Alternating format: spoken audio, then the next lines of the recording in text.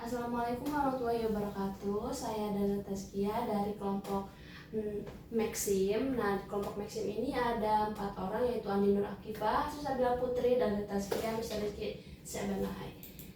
Nah, di sini sudah terbagi tugas-tugasnya, yaitu Andi Nur Akifah untuk close service dan manage users, Susabila Putri itu asset right and profit right, Dana Tazkia request right, make payment dan right service, Muhammad Rizky Sebanahai manage driver dan monitor right. Nah, ini adalah use case diagram kami secara keseluruhan. Nah, untuk use case description dari request right masih sama seperti di awal-awal, belum kita ubah karena ada use case naratifnya sendiri. Selanjutnya ini adalah use case naratifnya. Untuk use case name-nya masih sama, request right. Terus di sini ada aktornya user sama driver. Terus di sini ada actionnya juga, user membuka aplikasi, sistem menampilkan halaman utama, terus user memasukkan tujuan, terus menampilkan estimasi harga, konfirmasi pesanan, terus user menekan tombol pesan. Selanjutnya activity diagram dari use case tadi, yaitu pertama user membuka aplikasi, terus sistem menampilkan halaman utama dengan peta, terus user memasukkan tujuan, sistem menampilkan estimasi harga dan tombol pesan, terus user tekan tombol pesan, akhirnya si sistem itu mencari driver terdekat, dan dari driver sendiri itu ada terima permintaan driver menerima atau enggak. Kalau misalkan tidak, tampilkan pesan driver tidak tersedia, langsung selesai. Kalau misalkan ya, itu tampilkan info driver dan tampilkan status perjalanan. Selanjutnya sequence diagram ini sama aja kayak tadi, bedanya ini versi sequence diagramnya. Selanjutnya, nah selanjutnya itu use case make payment. Untuk use case description-nya itu sama aja seperti yang di awal-awal, belum dirubah karena sudah dirubah di use case naratif itu sendiri. Selanjutnya, ini adalah use case naratif dari use case description make payment, yaitu ada aktornya user, terus di sini ada actionnya juga, user memilih metode pembayaran. Pertama sistem menghitung total biaya perjalanan, terus menampilkannya ke user, terus user memilih metode, sistem menampilkan metode pembayaran juga, terus user menekan tombol bayar. Selanjutnya ada activity diagram dari use case description tadi, yaitu setelah perjalanan selesai, sistem akan menghitung total biaya dan menampilkan tagihan. Nah, tagihan tersebut itu disampaikan kepada user, terus minta metode pembayaran. Akhirnya sistem menampilkan opsi pembayaran, terus user memilih metode pembayaran dan bayar. Pas di pembayaran ini, apakah pembayaran berhasil? Kalau misalkan tidak, itu menampilkan notifikasi gagal atau coba lagi dan mengulangi proses pembayarannya tersebut. Nah, kalau misalkan iya, itu pembayaran akan dicatat dan ada notifikasi pembayaran berhasil dan selesai.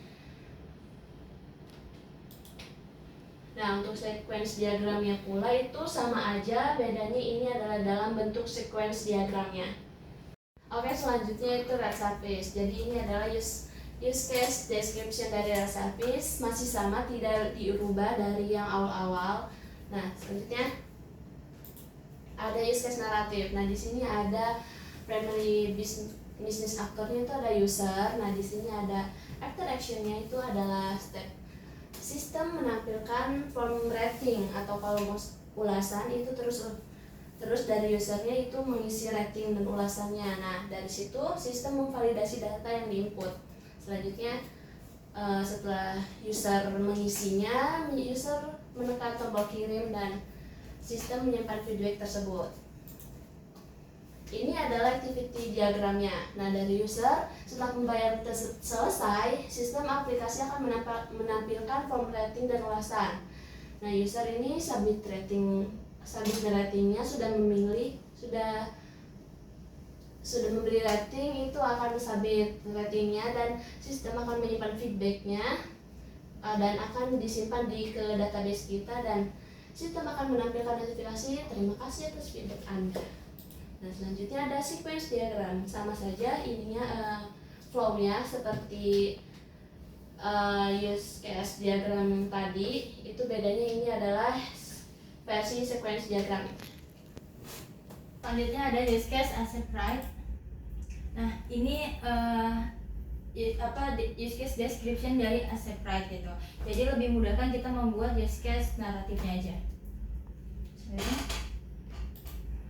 Dan ini use case naratif dari accept write yang dimana kami mengambil aktornya itu adalah driver. Yang di sini aktor actionnya itu dimana driver menerima notifikasi permintaan, sistem meresponnya dengan menampilkan detail permintaan, lokasi tujuan dan lain-lain. Lalu driver meninjau detail permintaan dan sistem menunggu keputusan dari driver. Lalu driver menekan tombol accept write dan di sini sistem mengonfirmasi penerimaan dan menetapkan driver ke penumpang, dan driver menavigasi menuju lokasi penjemputan dan sistem merespons memulai tracking dan memperbarui status perjalanan. Selanjutnya, ini activity diagram yang dipakai. Jadi aktornya itu adalah drivernya dan juga dengan sistem gitu.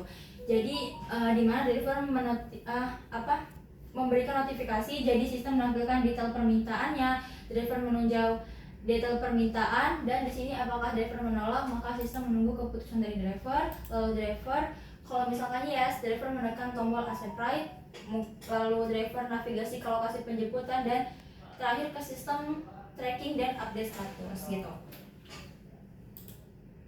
Dan di sini sequence diagramnya ini masih sama seperti activity diagramnya gitu dalam flow-nya, yang dimana hanya ada driver dan juga service system. Selanjutnya itu ada use case provide write yang dimana ini use case description-nya gitu. Jadi lebih mempermudahnya lagi seperti di awal, yaitu kita memakai use case naratifnya. Boleh selanjutnya. Ini use case naratif yang dipakai, yang dimana tetap masih menggunakan aktor, yaitu hanya driver saja. Yang dimana di sini aktor actionnya driver menekan tombol start write, yang dimana sistem merespons, sistem mencatat waktu mulai perjalanan mengaktifkan navigasi. Di sini langsung ke aktornya, driver mengemudikan penumpang ke tujuan, lalu sistem memantau rute dan menghitung jarak tempuh waktu, lalu driver tiba di tujuan dan menekan end write, dan sistem mencatat waktu selesai, menghitung biaya dan menampilkan total biaya kepada penumpang. Dan di sini driver mengkonfirmasi penyelesaian, lalu sistem memperbarui status order menjadi komplit dan membuka opsi penilaian dari penumpang gitu. Dan selanjutnya ini ada activity diagram. Ini activity diagramnya di mana aktornya masih driver dan ini sistemnya, di mana sama seperti yang tadi di use case naratif, jadi ini dalam bentuk activity diagramnya gitu. Boleh selanjutnya di sini sequence diagram yang dimana masih sama seperti activity diagram dan juga yang ada di use case naratif tadi gitu. Yaitu di sini ada driver, di sini ada service systemnya gitu. Baik, di sini saya akan lanjutkan menjelaskan bagian use case diagram untuk manage users. Di sini ada description-nya, di mana kami memperbaruinya, di mana kami memperbaikinya dengan menggunakan use case naratif. Nah, di sini ada sebelumnya ada use case namanya manage user dengan primary business actor yaitu admin, dan juga primary system actornya sendiri adalah admin. Di sini ada actor action dan sistem respon. Yang pertama, admin memilih menu manage user, sistem menampilkan daftar pengguna yang ada, kemudian admin memilih salah satu aksi, mau tambah, edit ataupun hapus. Yang keempat, sistem menampilkan formulir atau konfirmasi sesuai pilihan. Selanjutnya, admin mengisi atau mengubah data lalu menyimpan. Kemudian sistem memvalidasi data, jika valid sistem menyimpan perubahan dan memperbarui daftar pengguna. Selanjutnya, di sini adalah activity diagramnya. Yang pertama, memilih menu manage user. Kemudian sistem akan menampilkan daftar user yang ada. Kemudian aktor akan memilih salah satu aksi, entah itu tambah, edit ataupun hapus. Di sini akan ada 3 jika ada yang dipilih. Misalnya menambah dan menyimpan data user baru, dia akan memvalidasi data. Jika data valid, yes, maka dia akan menyimpan data. Namun jika tidak valid, dia akan kembali lagi untuk memilih aksi, mau itu menambah, menghapus ataupun menyimpan data user baru. Selanjutnya, kemudian di sini ada sequence diagramnya, hanya berupa timbal balik antara admin sebagai aktor dan juga sistem manage usernya. Mulai dari admin memilih menu, maka sistem akan memberikan feedback berupa menampilkan daftar, lalu admin akan memilih lagi aksi, sistem juga akan kemudian memberikan feedback. Lanjutan. Di sini ada selanjutnya yaitu close service. Ini adalah use case description-nya, yang dimana saya memperbaiki dengan menggunakan use case naratif. Lanjut. Use case naratifnya ini primary business actor adalah driver, primary system actor adalah driver, dan primary participating actor-nya adalah user. Di sini ada actor action-nya, driver menekan tombol selesaikan layanan di aplikasi, dan kemudian sistem memperbarui status layanan menjadi selesai. Selanjutnya, step selanjutnya user melakukan pembayaran itu jika tunai. Karena jika melalui mungkin GoPay atau yang lain-lain, itu akan melakukan pembayaran di awal. Selanjutnya step 5, sistem mencetak pembayaran ke dalam database. Lalu sistem menampilkan notifikasi bahwa layanan telah berhasil diselesaikan. Selanjutnya. Dan ini adalah activity diagramnya. Yang pertama, aktor driver menekan tombol selesaikan layanan di aplikasi. Sistem akan memperbarui layanan menjadi selesai, dan aktor akan melakukan pembayaran jika tunai. Dan kemudian aktor driver melakukan pembayaran ke sistem, di mana sistem mencatat pembayaran dalam database lalu menampilkan notifikasi bahwa layanan telah diselesaikan. Lanjut.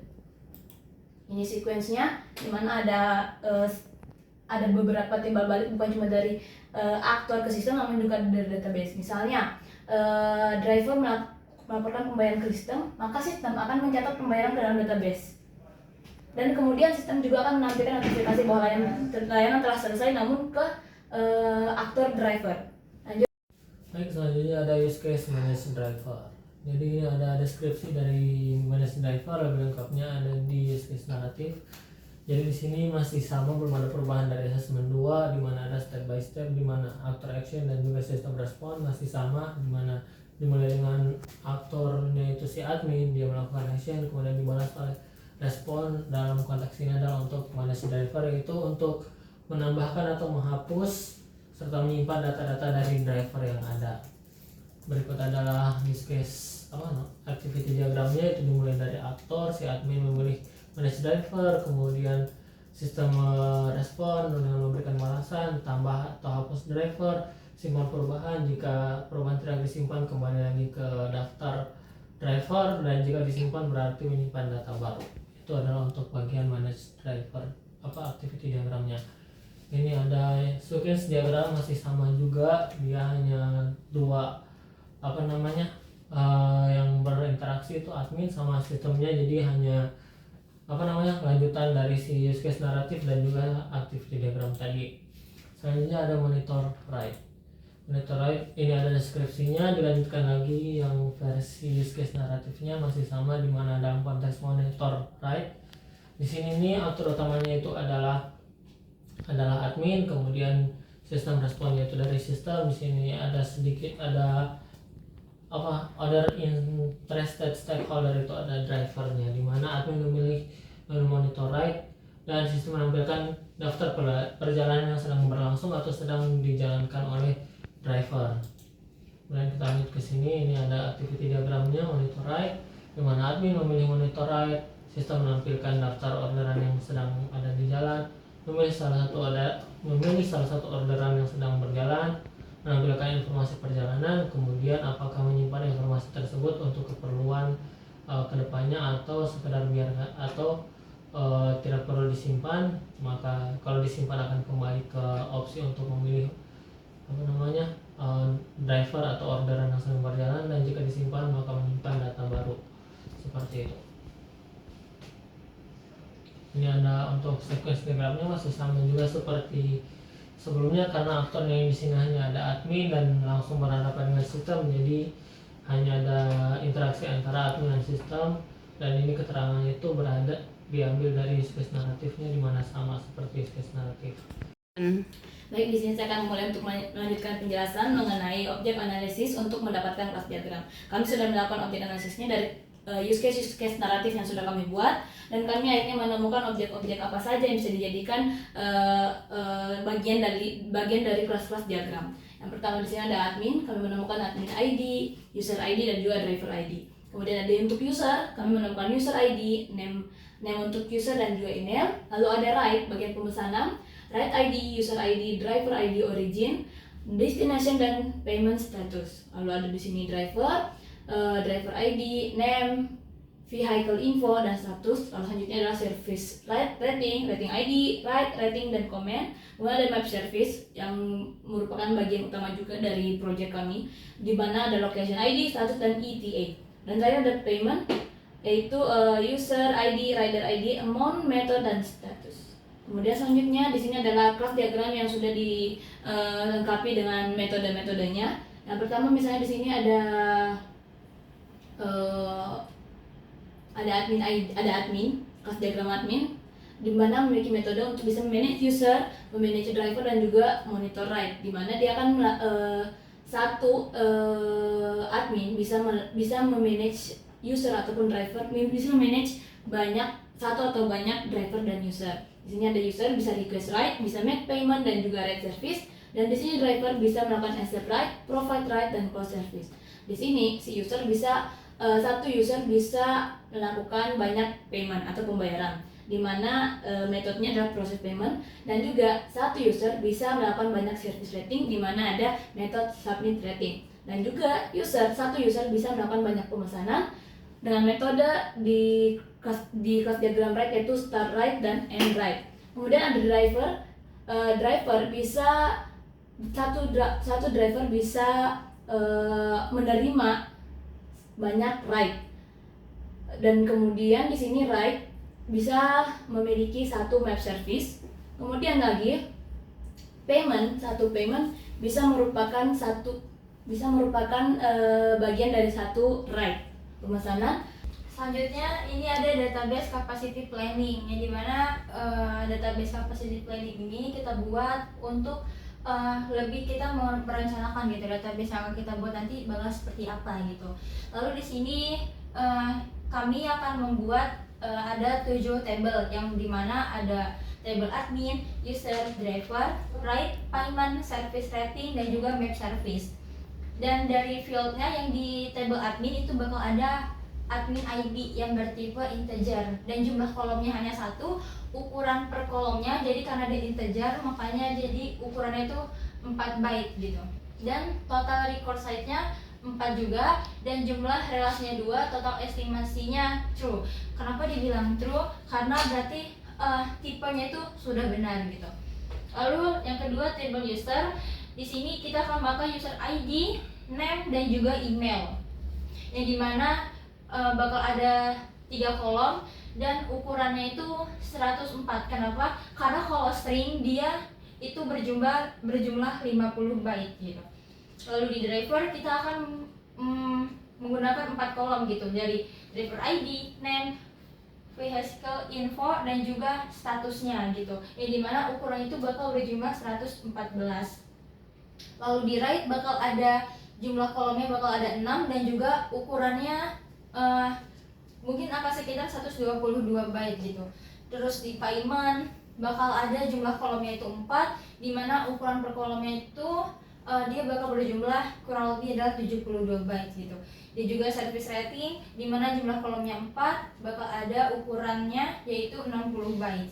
Lalu di map service, dimana bakal ada jumlah kolomnya itu 3, dan ukurannya juga bakal ada jadi 18 byte gitu. Di sini saya akan memberikan salah satu contoh, yaitu dari jumlah relasi yang ada di ride. Di ride itu kan jumlah relasinya 3. Kenapa dia 3? Jadi dia bakal merelasikan dari ride, driver dan juga payment. Itu disesuaikan dengan field yang ada di ride, yang dimana ada menghubungkan ke user, driver, terus ke origin, destination dan juga ada payment status gitu. Baik, ini untuk tampilan dari prototipe-nya. Ini ada halaman awal, kemudian ada ketika memilih lokasi. Ini ketika sudah selesai memilih lokasi, dari lokasi penyebutan dan lokasi tujuan. Selanjutnya ini ada opsi untuk melihat peta 3 dimensi atau peta 2 dimensi. Jadi di sini bisa melihat, seperti itu perbedaannya. Kemudian ini ada ketika menunggu driver, pesanan telah dibuat dan sedang menunggu driver untuk menjemput si user. Kemudian jika kita ingin membatalkan pesanan, maka di sini akan ada opsi apakah Anda yakin membatalkan pesanan, dan jika pesanan dibatalkan, maka akan kembali ke halaman untuk memilih mobil, motor, mobil atau paket delivery gitu. Selanjutnya kita akan memilih lagi mana yang akan kita gunakan, motor atau sebagainya.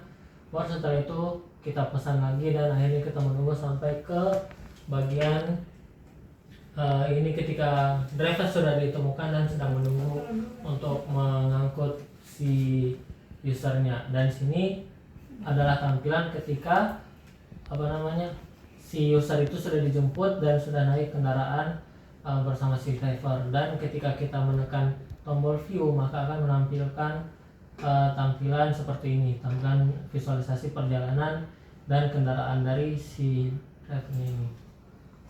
Berikut ada contoh ininya, videonya. Berikut kita bisa memilih. Lalu di sini kita pilih lagi lokasi tujuan. Tadi kita memilih lokasi penjemputan. Kemudian di sini kita memilih antara peta 2 dimensi atau 3 dimensi. Di sini kita memilih kendaraan. Kemudian kita yakin untuk membatalkan pesanan. Kita batalkan lagi, kembali ke opsi memilih jenis kendaraan. Kemudian sudah sampai di sini kita view seperti itu untuk prototipenya. Nah, ini adalah urutan-urutan dari prototipenya. Jadi total ada sekitar 10, 15, 16. Ada total 13 halaman. Ya, ada total 13 halaman.